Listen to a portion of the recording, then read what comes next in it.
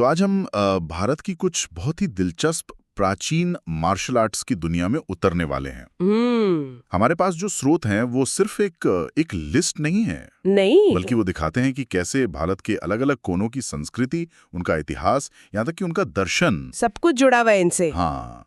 तो आज यही समझने की कोशिश करेंगे कि ये कलाएं सिर्फ आत्मरक्षा से कहीं ज्यादा क्यों हैं। बिल्कुल। और ये जानना बहुत जरूरी है कि ये कोई म्यूजियम में रखी हुई चीजें नहीं है। सही। ये जीवित परंपराएं हैं जो आज भी हमें शरीर, मन और अनुशासन के बारे में बहुत कुछ सिखाती हैं। तो चलिए शुरू करते हैं। चलिए। सबसे पहले उस पहलू पर बात करते हैं जो मुझे सबसे अनोखा लगता है, आध्यात्म। हमारे स्रोत में सबसे पहले केरल के कलरी पयट्टू का नाम है। हाँ, जिसे दुनिया की सबसे पुरानी मार्शल आर्ट्स में गिना जाता है। और दिलचस्प बात यह है कि इसे भगवान परशुराम से जोड़ा जाता है। बिल्कुल। और ये बात मुझे हमेशा हैरान करती है, एक मार्शल आर्ट को किसी देवता या ऋषि से जोड़ने की जरूरत क्यों पड़ती है? ये एक बहुत बहुत गहरा सवाल है। देखिए, जब आप किसी कला को भगवान परशुराम जैसे अवतार से जोड़ते हैं ना, हाँ। तो आप उसे सिर्फ शारीरिक हिंसा के स्तर से ऊपर उठा देते हैं। वो एक धर्म बन जाता है, एक पवित्र कर्तव्य। अच्छा। अब ये लड़ाई सिर्फ जीतने हारने के लिए नहीं है, ये अनुशासन, आत्मनियंत्रण और न्याय के लिए है। कलरी पयट्टू का जो अखाड़ा होता है, जिसे कलरी कहते हैं, उसे एक मंदिर की तरह माना जाता है। ओहो, मंदिर की तरह। हाँ, अभ्यास शुरू करने से पहले धरती को नमन किया जाता है। ओहो। तो ये सिर्फ वर्जिश नहीं, एक तरह की पूजा है। यानी लड़ाई को एक आध्यात्मिक रास्ते में बदल देना, ये सोच तो कमाल की है। और ये सिर्फ दक्षिण तक ही सीमित नहीं है ना, जब हम उत्तर की ओर देखते हैं तो पंजाब के गतका का जिक्र आता है। हाँ, बिल्कुल। और कहा गया है कि इसकी शुरुआत सिख गुरु हरगोबिंद सिंह जी ने की थी। तो यहाँ भी वही सवाल है, एक आध्यात्मिक गुरु को एक मार्शल आर्ट शुरू करने की क्या जरूरत पड़ी होगी? आपने बिल्कुल सही नस पकड़ी है। क्या ये उस समय की राजनीतिक उथल-पुथल की तरफ इशारा है? बिल्कुल। गुरु हरगोबिंद सिंह जी का समय मुगल साम्राज्य के साथ बढ़ते तनाव का था। अच्छा। उन्होंने मीरी और पीरी की 2 तलवारें धारण की थीं, एक सांसारिक सत्ता की प्रतीक और दूसरी आध्यात्मिक सत्ता की। गतका उसी दर्शन का एक प्रैक्टिकल रूप है। इसका मकसद हमला करना नहीं था। तो क्या था? धर्म युद्ध के लिए तैयार रहना, मतलब निर्दोषों और अपने धर्म की रक्षा करना। तो ये भी सिर्फ एक लड़ाई की शैली नहीं, बल्कि एक सिख के लिए नैतिक जिम्मेदारी का प्रतीक बन गई। तो दक्षिण में एक पौराणिक ऋषि और उत्तर में एक ऐतिहासिक गुरु, हाँ, दोनों ही मामलों में मार्शल आर्ट को एक ऊंचा नैतिक मकसद दिया गया। ये वाकई दिलचस्प है। बिल्कुल। अच्छा, यूं तो हुई दिव्य हथियारों और आध्यात्मिक योद्धाओं की बात, लेकिन भारत की ज्यादातर आबादी तो आम लोग थे। हाँ, सही बात है। उनके लिए आत्मरक्षा का क्या मतलब था? यहीं पर इन कलाओं की असली प्रतिभा दिखती है। आम आदमी के लिए सबसे बड़ा हथियार वो था जो आसानी से मिल जाए, जैसे कि एक साधारण सी लाठी या डंडा। हाँ। स्रोत हमें तमिलनाडु के सिलंबम की ओर ले जाते हैं, जो पूरी तरह से बांस की लाठी पर आधारित है। अच्छा। जरा सोचिए, एक चरवाहा या एक किसान जो दिन भर अपने काम के लिए लाठी इस्तेमाल करता है, वही लाठी रात में उसके परिवार की रक्षा का साधन बन जाती है। एक मिनट, स्रोत में लाठी का जिक्र पश्चिम बंगाल और पंजाब दोनों में है? हाँ। मैं तो हमेशा इसे किसी एक इलाके से जोड़कर देखता है। तो क्या इसका मतलब ये है कि ये कोई खास योद्धा समुदाय की कला नहीं थी? ये पूरे भारत में आम लोगों के लिए एक यूनिवर्सल टूल था? बिल्कुल, ये एक बेहतरीन अवलोकन है।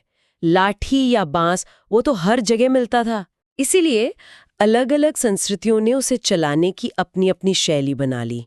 हो सकता है बंगाल की लाठी में ज्यादा घुमाव हो, ज्यादा फुर्ती हो, और पंजाब की शैली शायद ज्यादा सीधी और ताकतवर हो। बिल्कुल, लेकिन सिद्धांत वही है, अपने आसपास मौजूद चीज को ही अपना सबसे बड़ा हथियार बना लो। प्रैक्टिकलिटी यानी व्यवहारिकता इन कलाओं के मूल में थी। हाँ, और कुछ मामलों में तो ये व्यवहारिकता बहुत ही एडवांस्ड रणनीति का रूप ले लेती थी।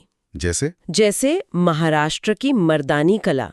स्रोत बताते हैं कि इसमें तलवार के साथ एक डोरी का इस्तेमाल होता था, न्याल कहते थे उसे। तलवार के साथ डोरी?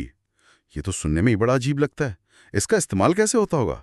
कल्पना कीजिए, एक योद्धा एक हाथ में तेज तलवार चला रहा है और दूसरे हाथ से वो डोरी फेंककर दुश्मन के पैर उलझा रहा है या उसकी कलाई से हथियार खींच रहा है। अरे वाह! ये लड़ाई को एक 3 डायमेंशनल शतरंज के खेल जैसा बना देता है।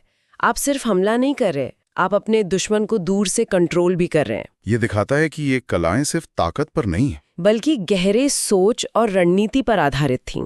कमाल है। दिव्य तलवारों से लेकर साधारण लाठी और फिर ऐसी चतुर रणनीतियों तक, इनका दायरा तो बहुत बड़ा है। बहुत बड़ा। लेकिन कुछ कलाएं तो ऐसी भी हैं जो लड़ाई से ज्यादा कुछ और ही लगती हैं। आप मल्लखंब की बात कर रहे हैं? हाँ, बिल्कुल। स्रोत बताते हैं कि ये मध्य प्रदेश और महाराष्ट्र में है और इसमें एक लकड़ी के खंबे और रस्सी का इस्तेमाल होता है। और ये मध्य प्रदेश का राज्य खेल भी है। हाँ, तो ये लड़ाई कैसे हुई? ये तो जिम्नास्टिक जैसा लगता है। ये है एक शानदार उदाहरण है कि भारत में कलाओं के बीच की रेखाएं कितनी धुंधली हैं। मतलब? मल्लखंब सीधे तौर पे लड़ाई नहीं है, लेकिन यह एक योद्धा को तैयार करने का शायद सबसे बेहतरीन तरीका है। अच्छा, कैसे? खंबे पे करतब करने के लिए जिस असाधारण ताकत, लचीलेपन और संतुलन की जरूरत होती है, वही तो एक योद्धा के सबसे बड़े गुण हैं।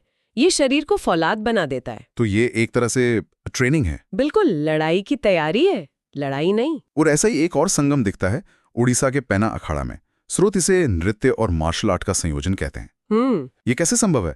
क्या ये एक तरह का कोरियोग्राफ किया हुआ डांस फाइट है? ये उससे कहीं ज्यादा गहरा है। भारतीय परंपरा में नृत्य और युद्ध को कभी अलग अलग नहीं देखा गया। अच्छा। भगवान शिव का तांडव याद कीजिए, वो विनाश का नृत्य है, लेकिन उसमें एक लय है, एक गति है, एक सौंदर्य है। सही बात है। पैना अखाड़ा में भी ऐसा ही होता है।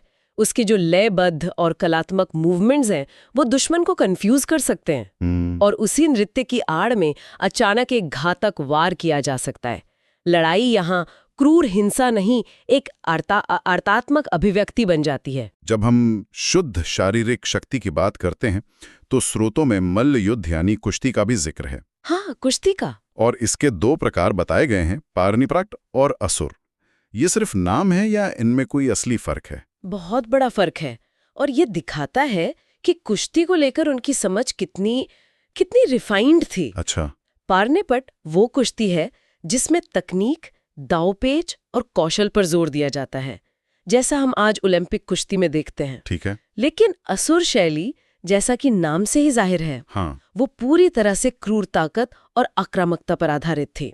उसका लक्ष्य प्रतिद्वंदी को गंभीर चोट पहुंचाना होता था। ओहो, मतलब उन्होंने बाकायदा इसे बांटा हुआ था कि कौन सी तकनीक किस श्रेणी में आएगी। बिल्कुल, पूरा एक सिस्टम बना हुआ था। ये तो अविश्वसनीय है। और इन सब के अलावा भी स्रोतों में कितने ही नाम हैं। मणिपुर का थांगटा, जिसमें भाले और तलवार का इस्तेमाल होता है। मिजोरम की इम्बुआई कुश्ती, हिमाचल का ठोड़ा, जो असल में तीरंदाजी का एक रूप है। जितनी विविधता है कि हम शायद घंटों बात कर सकते हैं इस पर। और हर नाम के पीछे एक पूरी कहानी है। जैसे थांगटा का मतलब ही है तलवार और भाला।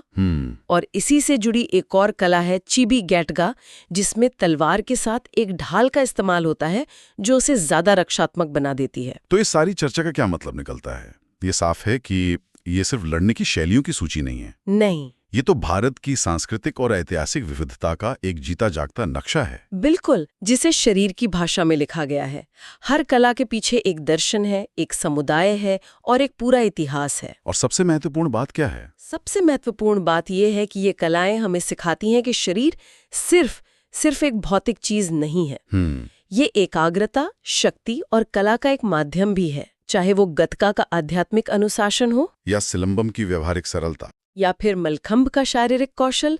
ये सभी आज भी उतने ही प्रासंगिक हैं। ये हमें शरीर और मन के संतुलन के बारे में वो सिखाते हैं जो शायद कोई किताब नहीं सिखा सकती। बिल्कुल। और जाते जाते एक ख्याल छोड़ जाते हैं। हमारे श्रोतों में तमिलनाडु की एक कला का जिक्र था, कट्टू बरसाई। हाँ, खाली हाथ संघर्ष। हाँ, खाली हाथ। तो ये सोचने वाली बात है कि आज की दुनिया में जहां हमारे पास हर तरह की तकनीक है, हथियार हैं, उपकरण हैं, वहां सिर्फ अपने शरीर और अपनी इच्छा शक्ति के दम पर लड़ना, उसमें महारत हासिल करने का असली मूल्य और दर्शन क्या हो सकता है?